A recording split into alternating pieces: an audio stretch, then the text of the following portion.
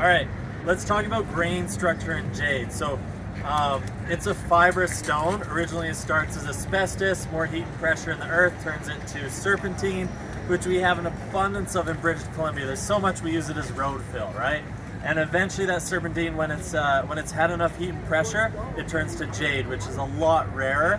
But the structure that happens, I'll show you the difference, because normally with jade you have to cut with the grain, right? And that definitely matters for a lower quality piece.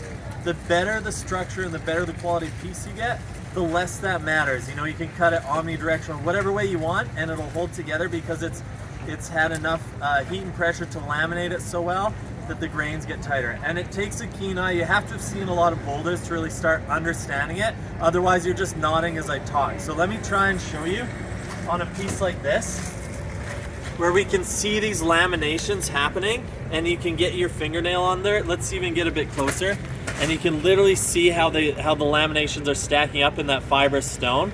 So that's a bad sign. You want to go for stuff that you can't see the scaling. That's another word for it, scaling. Here in this corner, I'm noticing this one. See that there, where it looks like I could almost get under it with a chisel or something and peel it. Here you can definitely see the grain structure happening. And you'll get to read the boulders. The more of them you see, the more you'll understand that grain structure. But when you get into the finer and finer ones, it'll be harder to tell that grain structure direction, which is good. You don't really want to be able to figure it out. This one, again, I can see the lines going this way towards the back, and this is a tail piece, so I see them going directional that way. But let's try and find a good one, which is going to be more behind you. I see one here.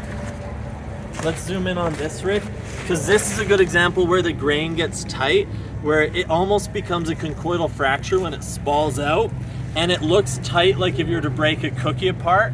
Rather than seeing sheets laminating or something you can get your fingernail under, those scales get smaller and smaller to the point where they're like a millimeter or less, and so they're these little tiny scales that are just so mixed together that the grain doesn't matter anymore. So that's a good piece. Here you can see the actual conchoidal chip happening. And on good quality pieces, you'll start to see it more and more. But that's what you're looking for, is you want to get pieces that you don't see the lamination happen.